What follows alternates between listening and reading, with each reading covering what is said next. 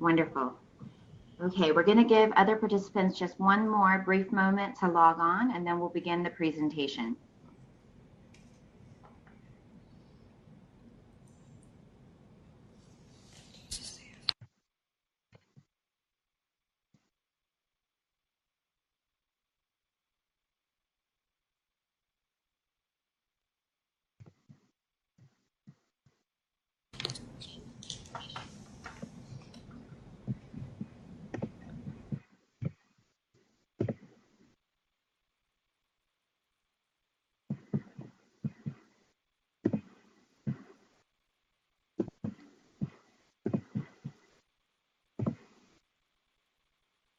Okay, so good morning, afternoon, evening to everyone. Thank you all so much for joining this webinar on Education Cannot Wait's first response window. I hope that you can all hear me well. I hope that you can all see the screen that I'm sharing. If you have any difficulties, we ask that you please chat that difficulty into the chat window, and we will do our best to assist you. I want to thank the Global Partnership for Education for generously hosting our webinar and providing back office and technical support. Thank you all so much. I'd also like to introduce Daria Ng, a consultant who's working on the ECW secretariat, and John Selecki, a UNHCR secondee that has also recently joined the Education Cannot Wait secretariat. So we're here to provide information about the first response window and answer any questions that you have. The format of today's discussion will be a brief PowerPoint presentation. I'll provide some background information on ECW. Some of you have a lot of exposure to ECW, others do not, and so we'll provide some background on how we've gotten to where we are today, a very brief snapshot of where we'll be going in the coming months, and the primary focus of our discussion will be on the first response window. Again, if you have any questions, please submit them via the chat function. We'll spend the first portion of the webinar on the presentation, and we'll spend the greater portion of the webinar answering your questions. This webinar is being recorded and will be available for listening, viewing afterwards. At the very end of the webinar, we'll also ask you to please submit your name and organization in the chat box, just so we have a sense of who has participated. So with that, we'll get started. This is an outtake from the Education Cannot Wait 2017-2018 roadmap. So per the operational model and design for Education Cannot Wait that was approved by the high-level steering group in February, we are meant to develop a strategy that will guide Education Cannot Wait and help in prioritization of all future funding. However, given the need to urgently disperse funds and the fact that a full secretariat is not yet on board, executive decision was taken to develop this interim strategy, which we're calling the roadmap. I'm very happy to announce, as many of you may have heard, that we do now finally have an Education Cannot Wait director. Yasmin Sharif started about 2 weeks ago, and she is currently meeting with private sector partners to look at partnership opportunities. So we're very happy to welcome her on board.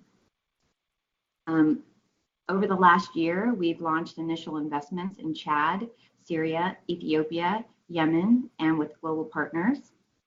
And the global partners include the IASC Education Cluster, the Interagency Network for Education in Emergencies, and UNHCR. Education Cannot Wait has been focused on working within the existing system and existing architecture of EIE and humanitarian finance, but also trying to do things that are new and to do things that old things differently. So we've taken the first year to really focus on what ECW should be and how it should work. Many of you, I'm sure, have participated in the governance and operations and results work to date. The Education Cannot Wait startup team, which includes staff from UNICEF HQ, as well as staff from the Global Partnership for Education, serving as interim secretariat, established 3 task teams. One of the task teams looked at resource mobilization, advocacy, and communications. One of the task teams looked at those initial investments, and one of the task teams focused on the governance, operations, and results.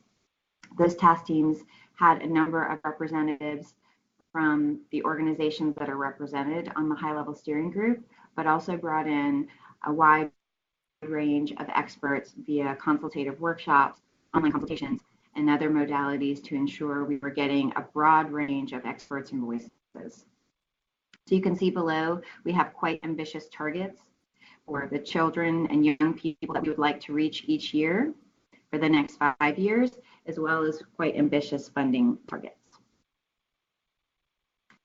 This is just a reminder that Education Cannot Wait is not just about financing, that there are a number of core functions that Education Cannot Wait would like to advance. We really want to inspire political commitment, improve joint planning and response. And when we say joint, we mean amongst partners, but particularly amongst humanitarian and development partners.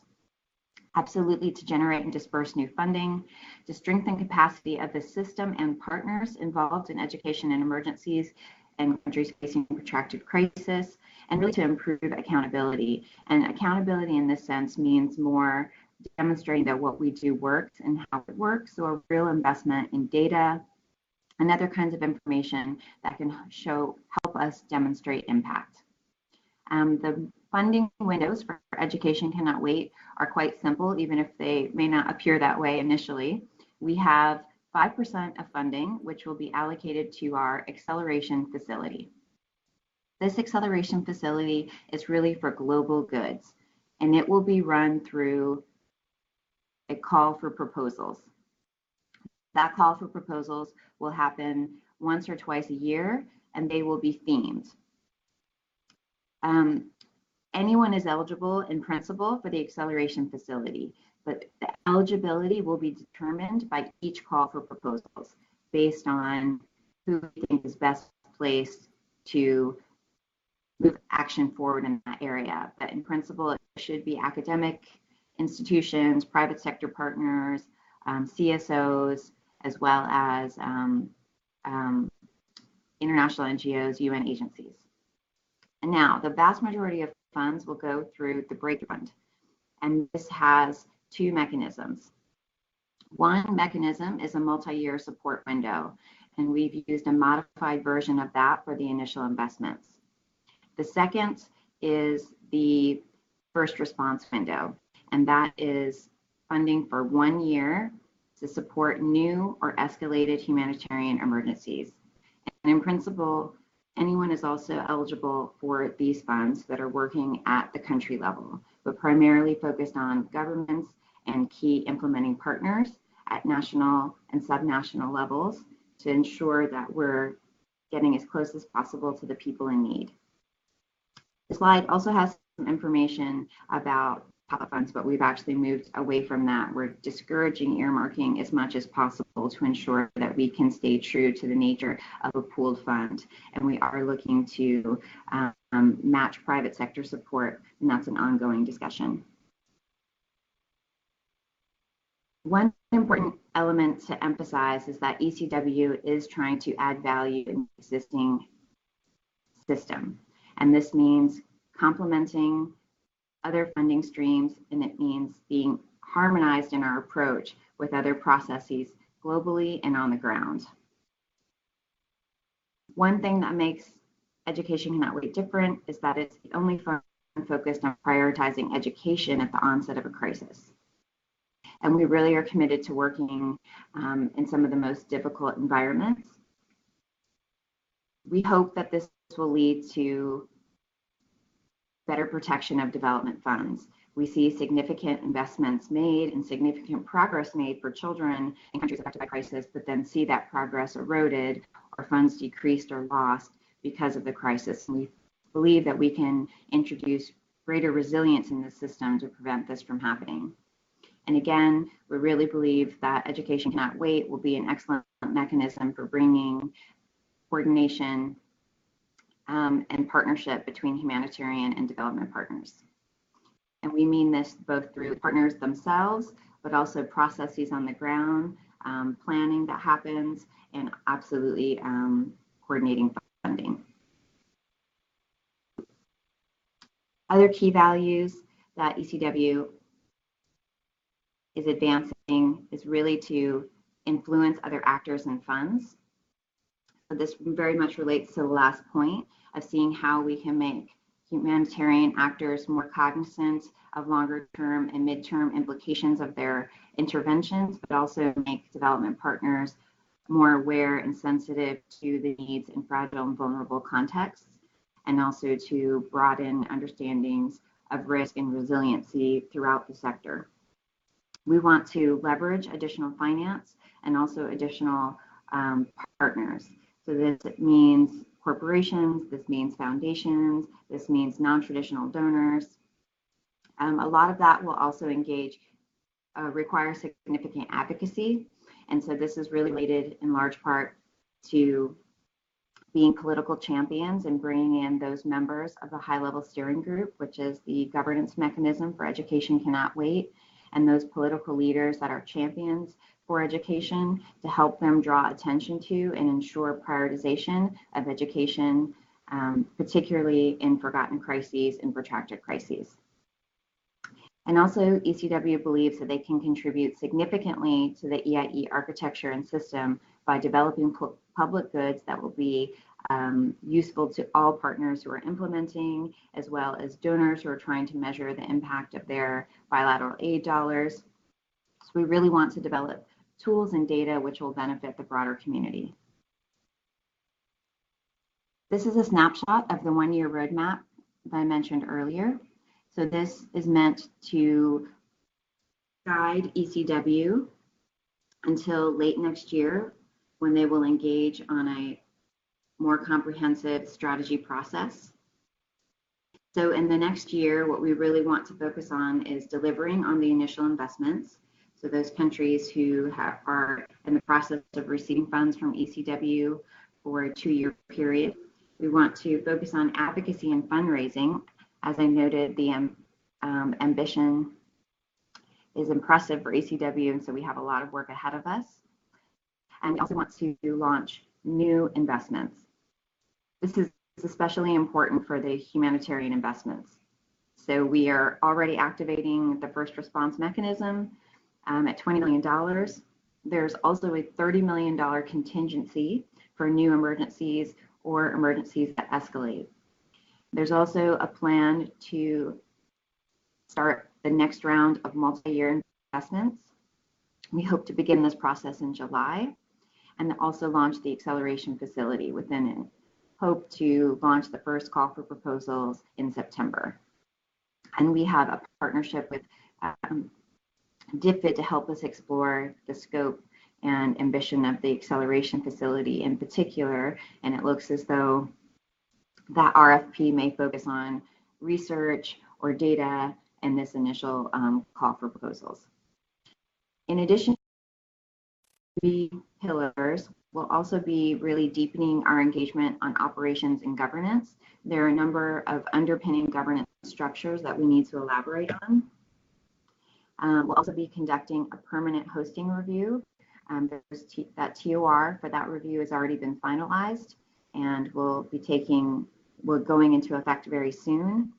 Before the end of the year, we do hope to have a recommendation on the permanent host for Education Cannot Wait. We'll also begin the strategic planning process, and we'll continue in this goal of learning more about how ECW can leverage change across the system. So in terms of launching the next investments, we're really focusing on 5 key principles. We want to build on lessons learned. The Global Partnership for Education is leading on an in-depth look at lessons learned from the initial investments. We're also looking to partners to share their experiences on things that they've learned about. We're looking at other funds continuously, other global pooled funds, looking at things like the START network to see how they function. We really want to take as much as we can from other organizations in terms of what works best. We want to focus on strengthening partnerships, and really broaden grantees. So we need to standardize our language on grantees and what it means essentially to be a funds recipient of Education Cannot Wait, but we are committed to a localization agenda as promoted in the World Humanitarian Summit and committed through the Grand Bargain. We want to see local agencies receiving more funds. We want to see their capacity built, and ECW is very committed to diversifying funds recipients for all of the windows. Of course, we will be advancing those countries that are forgotten crises. We again will be committed to bridging the humanitarian and development divide in education, have a real emphasis on gender equality. And I'm very happy to announce that Canada has earmarked funds for the ECW secretariat to have a gender expert on the team. And we'll also be focusing on advancing the causes and equality for marginalized and or vulnerable groups. Now, for the first response window, the biggest commitment is to test the first response modality to make sure that the plans actually work in the real world. As I noted, we are holding $30 million in contingency for new and emerging crises. I'm currently in Mexico for the Global Platform for Disaster Risk Reduction, and the President of Mexico will be announcing the start of hurricane season. So we know that there are a number of crises that are right around the corner with natural disasters and other kinds of escalations of conflict and crisis population movements. And so we want to be prepared to move quickly. However, to ensure that we can disperse those funds and to move quickly, it's critical that we test each of the first response modalities and ensure that we have a process in place that works and is efficient and is user-friendly. So the first response modalities, the first modality is an injection of funds. So the vision for this is that if there were a new emergency or an increase in the severity of an existing emergency, that an initial injection of funds, a small envelope of money, could make a difference in strengthening the education sector response. So those funds could be used to engage in pre-positioning of funds, of ensuring information management support, of procuring any kind of operational assistance that would help partners respond more quickly. So it's really for the partners on their ground to identify what is needed. In this instance, there should be one funds recipient, and that envelope will depend upon the total amount of money available for first response, but primarily will be $500,000 or less, usually between $250,000 and $500,000.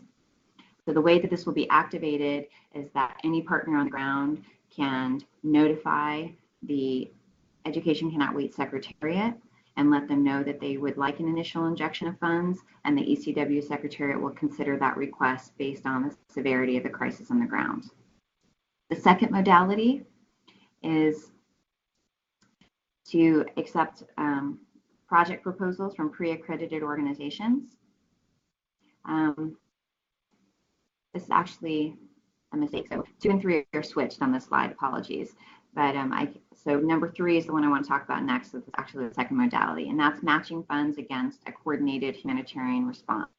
So that means that there is a refugee response plan in place, or a humanitarian response plan in place, or something else that has already been vetted and approved and deemed strategic by partners on the ground, but where education has not received sufficient funding. So what we would do is complement that by matching projects in the fund. In terms of the project proposals for pre-accredited organizations, this means in contexts where there is not that coordinated response plan, where education has been excluded from a response plan, or where there has not been a response activated yet.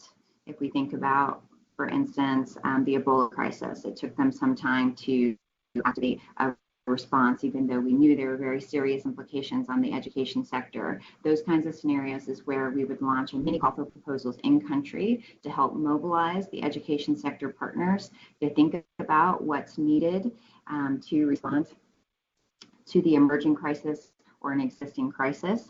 And so the process for this is that we would choose a coordinating agency on the ground, someone who already has a mandate for coordination. That could be the government, it could be a UN agency, it could be a civil society agency, but someone who has a mandate for coordination to manage a mini call for proposals in country. And that envelope would always be determined based on the entire amount of money available and other crises that are being funded at the time. Now, the last first response modality is needs assessments, and these funds can support rapid needs assessments or comprehensive needs assessments. And the idea is that this should really advance ECW's core function of accountability by providing more data and more rigorous data in countries, particularly that have a lack of data on education statistics. So countries can self-nominate for any of these processes. They can contact the ECW secretariat. The ECW secretariat can also choose countries based on how situations are evolving, or any member of ECW can also propose a country for consideration for first response funding. So these crises will then be verified against certain metrics and ensure that they align with the fund priorities and criteria. So for this interim roadmap, it's those priorities that we just discussed. In the future, any investment would need to be aligned with the 3-year Education Cannot Wait strategy. And then the Secretariat will need to identify pre-accredited funds recipients on the ground. And eventually, Education Cannot Wait will have its own process for pre-accrediting organizations, and this will be a systemic process over time to build that body of pre-accredited agencies and organizations with a real commitment to crediting as many local organizations as possible and a real diversity of partners. In the interim, as ECW is hosted at UNICEF, we are using UNICEF accreditation processes, the harmonized approach to cash transfer, HACT. Okay, I hope that you're all still with me. We're almost at the end of the presentation. So going further into the first response window, we'll take initial proposals from countries, and what we've done is we tried to develop a composite index that helps us understand the severity of the crisis in country. So we've taken the list of countries of underfunded crises from OCHA. They have a list of underfunded crises every year. We took that list for 2017, and then we took the Inform score, which is a well-recognized index for risk management that looks at hazards and exposures, vulnerabilities in the country, and capacity to respond to those hazards in country. So we have one score that is from Inform, and then we have another score that we created that we're calling the Education Equity Score.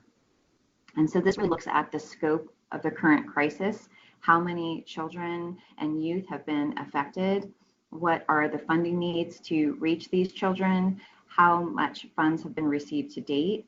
We look at the out-of-school rates. We consider whether or not there is a crisis involving population movements, particularly refugee crises. And then we look at different gender parity scores to understand what the gender equity situation is in the country. We take these two scores, we add them together, and then we primarily privilege those countries with the highest scores. However, there are other sets of considerations that can change the countries that are selected. So we've chosen 7 countries for the first round of first response funding at a total of $20 million. So this is just a snapshot of the methodology. So you can see we note whether or not the country has a coordinated response plan. We are considering, to a certain extent, regional diversity. We're looking at whether or not they've already received funds from Education Cannot Wait. We're looking at how much humanitarian financing they've received. We're looking at other indicative funding requests, such as Humanitarian Action for Children, which is a UNICEF appeal. We're looking at whether or not there's a regional response plan, particularly a refugee response plan. And then again, we're looking at the number of children who are out of school, this gender parity index, and from there we get this educational equity score. And then we have the Inform score. We add those together and we get a composite score. And this methodology will be available on the website, so you can dig into it and hopefully use it as a tool in your own work and understanding how we're prioritize different kinds of crises, but also the data is the most recent available, and so you can possibly use that for other kinds of work.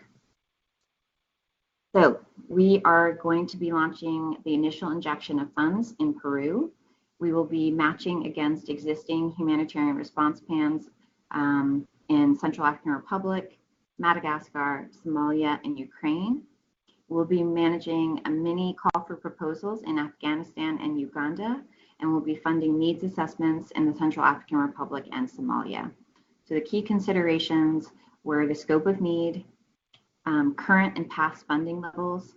We wanted to have a diversity of contexts, so not necessarily geographic diversity, even though that was a consideration, but more different kinds of crises.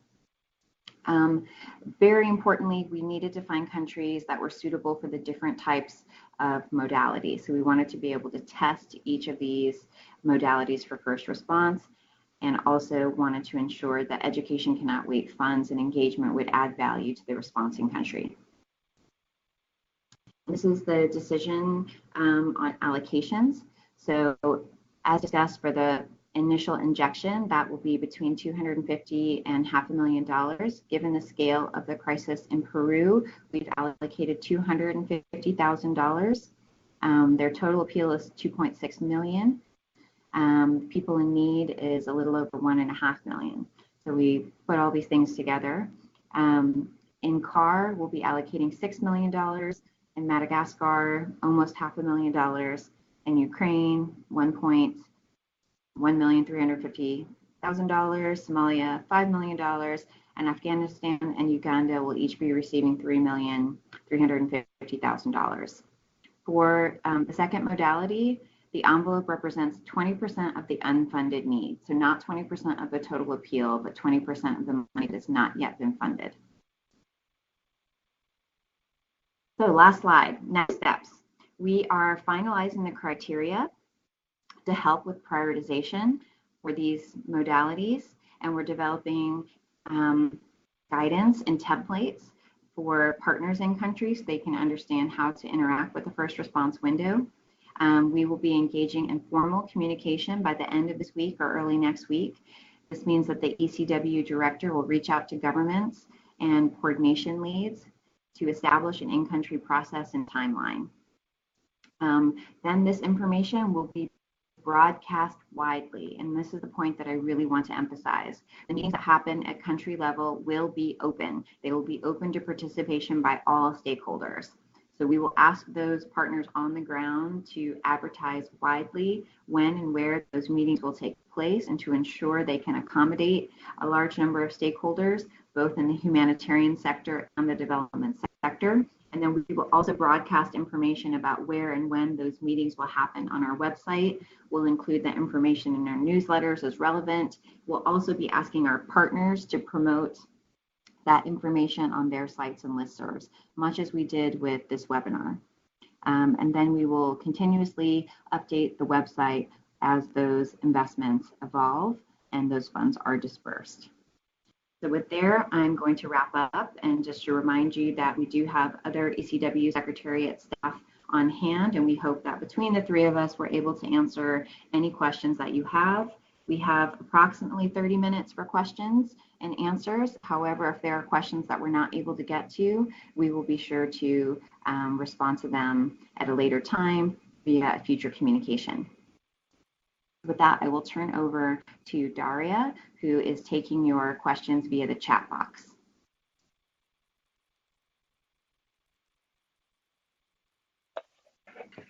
Thanks, Lisa. Can you hear me okay? Yes. Okay, great. So I've just typed into the chat box on the live stream link. So participants, please type your questions into the chat, and either Lisa and I will answer them.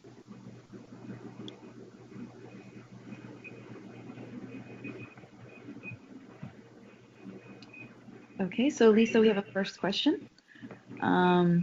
Once you have tested the modalities, will we be expanding this response to other countries? Absolutely. So once we have a firm process in place, we will ensure that everyone understands that we have this $30 million in contingency for new and or worsening crises. And so then we hope that the process will be very streamlined. So in principle, the first modality, the initial injection of funds, should be able to be dispersed in 2 weeks. You should be able to say, we have a bad problem. We should be able to consider that problem, ask you to fill out a 2-page form, and have those funds dispersed within 2 weeks. Of course, we're still developing that 2-page form and ensuring that our financial support office is able to release those funds and whatnot. So we're still working on the back end side of things, but in principle, that would be a 2-week process. And then the other modalities would be based on capacity on the ground and the ability to turn that process around. But ideally, matching and call for proposals would be resolved within a month.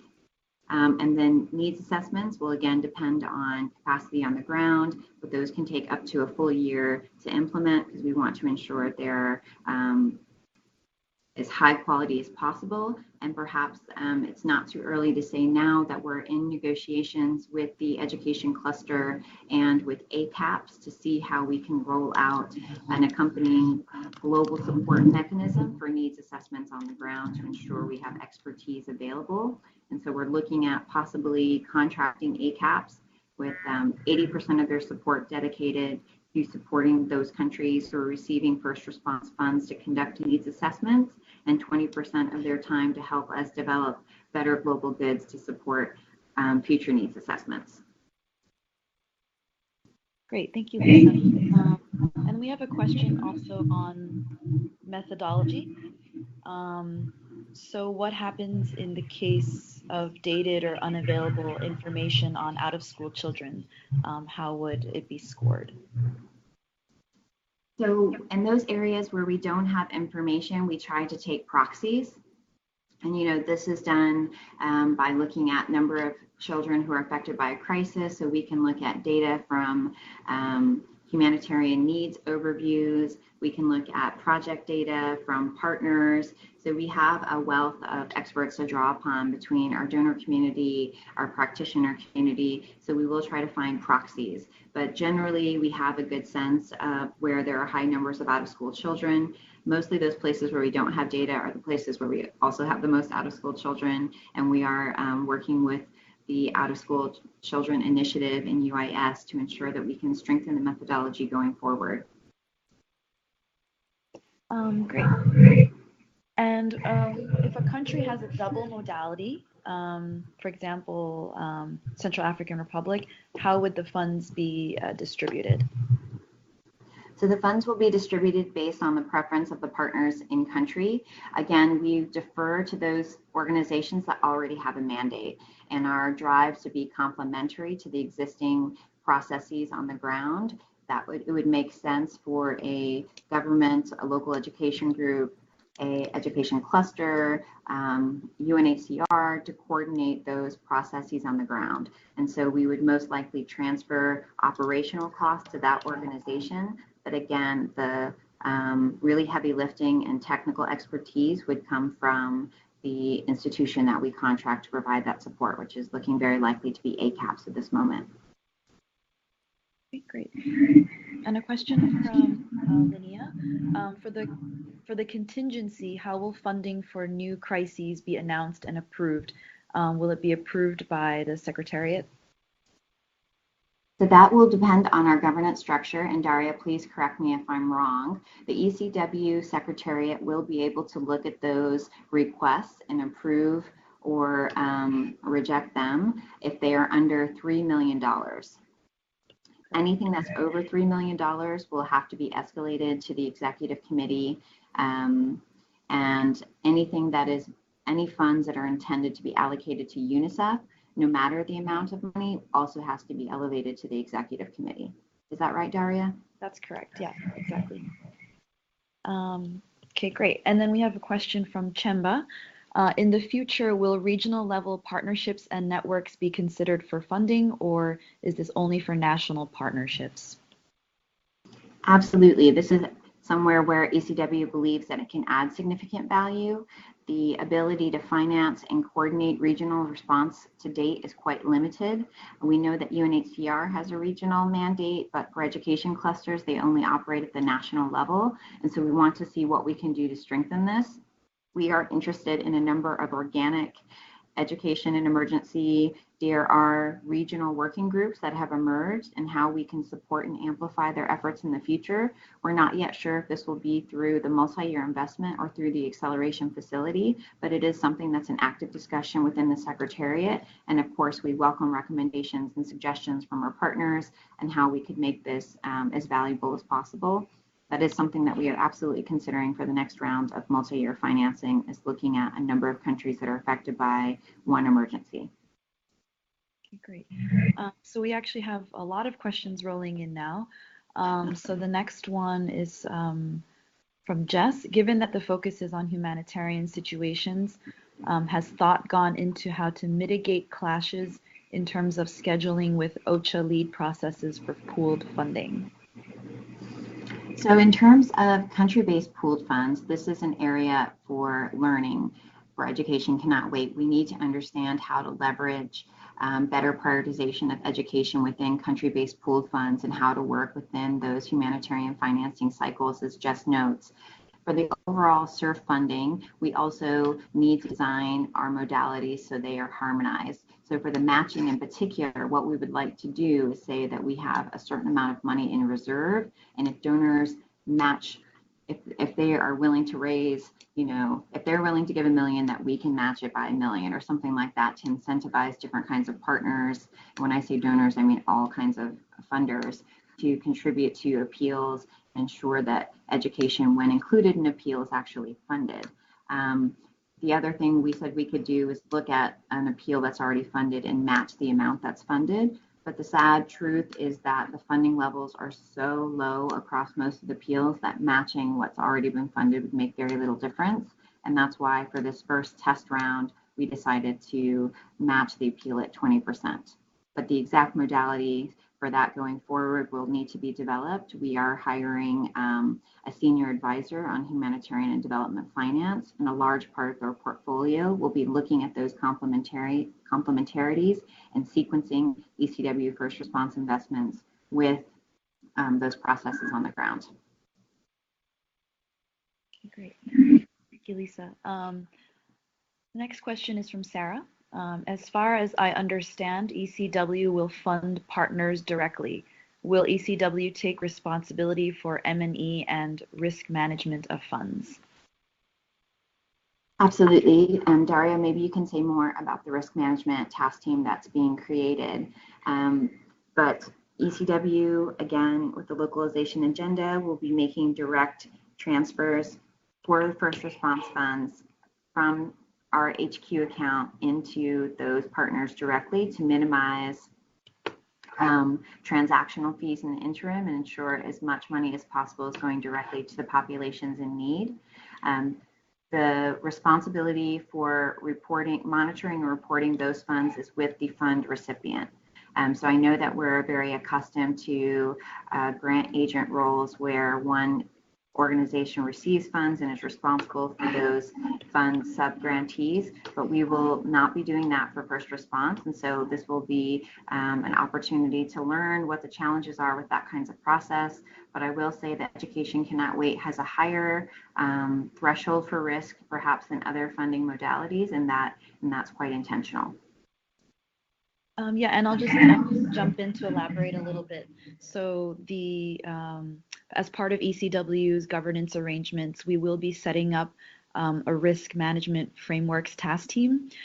So this will be a group of experts that will be put together specifically to look at risk and to develop frameworks on how to manage, mitigate, and assess risk. And they will also be coming up with different tools, particularly to compare risk across the country profiles. So that is a task team that we are hoping to set up by the summer to support the work of the secretariat. Okay, so Lisa, we also have a few questions that I've grouped together three participants who are just asking for more information about the match funding modality. Just in general, more information about it, how are projects selected, and what the in-country process will be, and what type of proposal will be needed. Okay, great.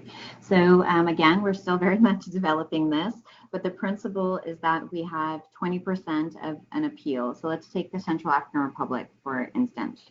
Currently, the education cluster is primarily being managed by UNICEF and NRC, who have been fulfilling the coordination functions. But there are other education sector coordination groups active in the country, as well as a diverse number of stakeholders. The European Commission has given substantial funds to the education sector.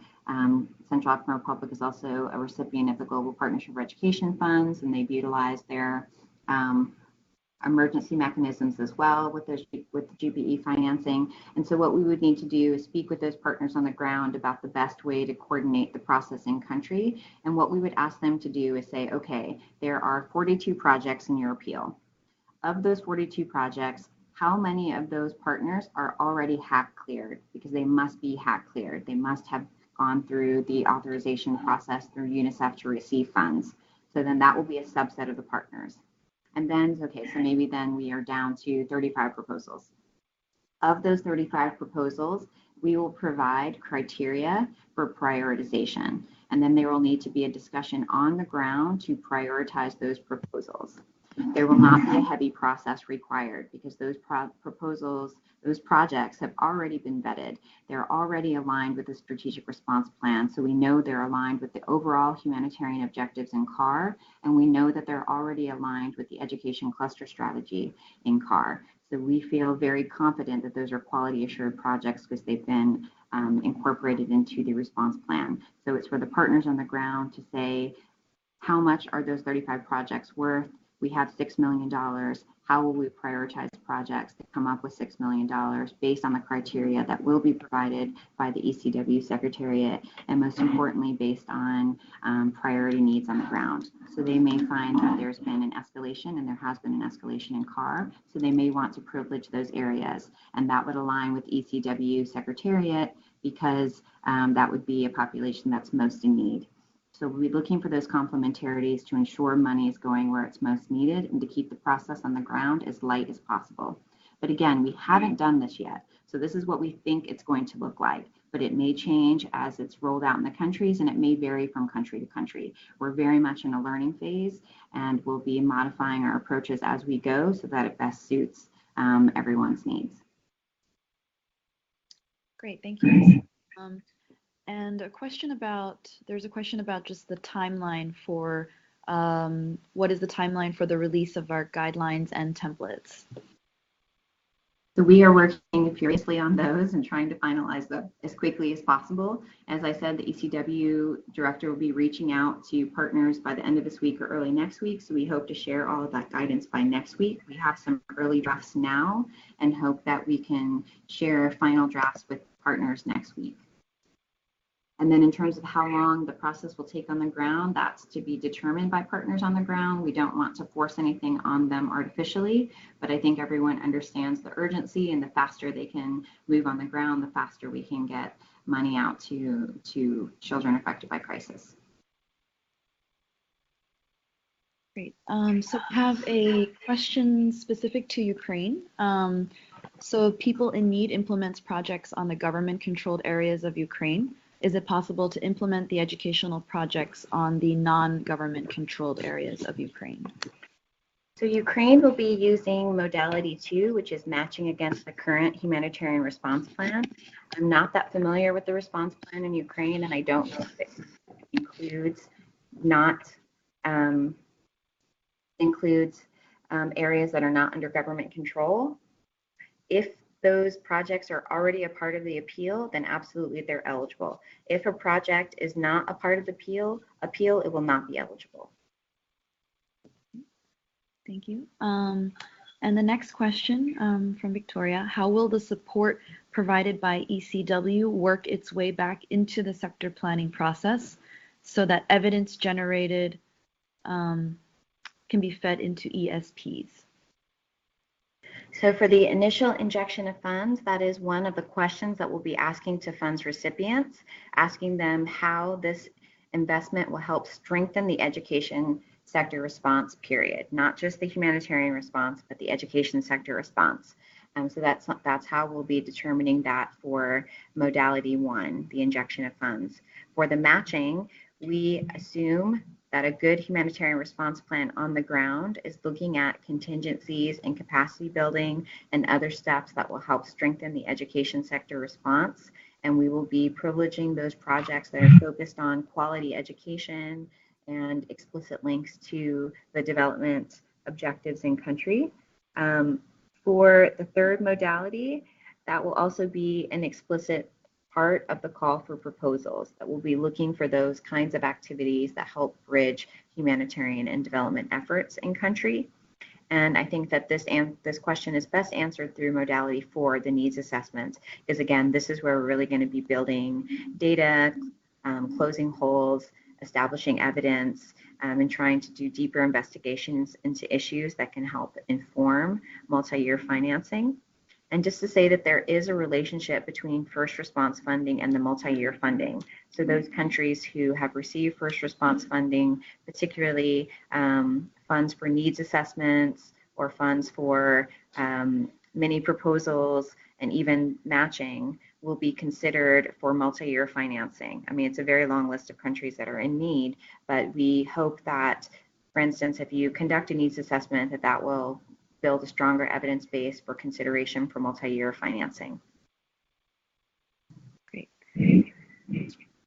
Thank you, Lisa. I think we still have a little bit more time to get through a few other questions. So the next question is with regards to the first response window. What coordinating bodies have been contacted in the different countries selected in the first response window? I'm sorry, Daria, could you say that again? Sure. What coordinating bodies have been contacted in the different countries selected in the first response window? So the formal outreach has not happened yet, and the ECW director will be contacting bodies. We've made some informal inquiries to identify who those partners are, and we've done that through inquiries through our HLSG members and through our different partner organizations to say who really is leading the donor group, or who is coordinating agency for GPE, or who's really active in the cluster. For instance, again, if I use CAR as an example, generally Save the Children and UNICEF are the co-lead agencies, but Save the Children is not present in CAR, so we wanted to understand who was active, and they said that NRC was providing coordination support. So we're engaging in informal inquiries to understand who those partners on the ground are, but we're going to those partners that have, especially those partners who have a legal or official mandate. Great, thank you. And the next question is from the education cluster in Ukraine. Will HACT approved partners be able to receive funding directly? Yes.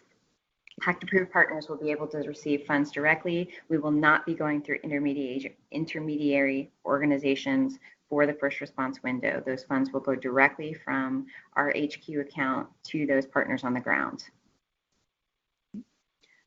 And the next question is on the third modality, whether or not a regional office can nominate a country. For example, if education has been excluded by management in that country, it is unlikely that the country will nominate itself. Absolutely, and we hope that that's exactly what will happen. For instance, in Afghanistan, education was excluded from the appeal, and there was also a decision not to activate the education cluster. So we've already done some political advocacy and spoken to the new humanitarian coordinator on the ground to ensure that education will be included in the next appeal and possibly in any immediate revision. So the first response funds and multi-year funds don't just come with funding, they come with the support of the ECW secretariat for prioritization, capacity, and other things that are aligned to the core functions. And we welcome any partner to flag a country that they believe should be considered. Thank you. The next question is from Monique. How far along is ECW in the testing process in for each of the windows/countries? We're just in stage one, so we've just developed the methodology, which I shared, which we believe to be quite rigorous, and then we use that to identify the countries, and then we did analysis to determine what each of the envelopes should be, and now we've just begun some work on the criteria, and we're developing the templates. So we haven't started any of the actual in-country engagement officially yet, but hope to do so next week. And the next question is from Lendra. The countries which were not successful in the first round of multi-year, for the multi-year window, will they be eligible to submit a concept note in the second round in September? Oh, this is an excellent question. So maybe a little bit more information about the multi-year funding. The initial investments were an exceptional process before we had a full operational model for Education Cannot Wait. So I encourage you all to read the grantee manual, which will be, I believe, updated to the website today, that explains how to apply for funds that Education Cannot Wait, both for the multi-year and for their first response. So there'll be a lot of detailed information in that manual. It's very user-friendly and quite short, about 20 pages. For the multi-year funding, that is by invitation. We will not be soliciting concept notes. The secretariat will reach out to countries and work with them to co-develop proposals. So the principle is to get to yes. We don't want to invite anyone to engage with us that we won't be able to fund. So we'll be working together to ensure that those proposals go forward, and that will be by invitation. It will not be a call for proposals. And those countries who applied the first time are being considered in a very long list of countries for multi-year financing. And these funds will be sequenced over the year. As we raise funds, we'll be able to engage with new countries as we move towards our $153 million goal. Great, thank you. Question, we touched a little bit on it with regards to how ECW will work with other coordinating bodies and regional organizations, but the question is for countries in Africa, to what extent will ECW work with regional organizations such as the AU that have a strong peace and security architecture, but little focus on education?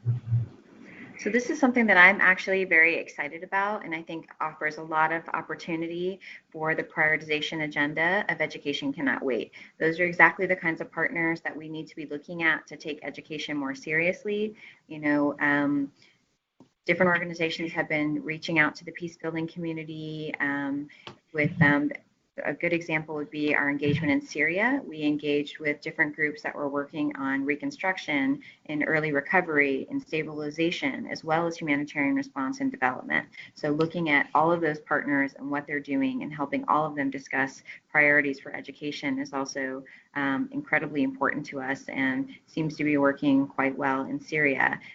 We had some comments from partners that it was the first time that they'd all sat down together, and we'd like to encourage that kind of discussion going forward. And I think particularly in Africa and South Asia, there are a lot of intergovernmental regional bodies and regional associations that could add significantly to the efforts of education in fragile states. And so that is an area that we will be investigating. But again, we need to look at whether or not that will happen through the acceleration facility, through other partnership modalities, or through our other financing mechanisms.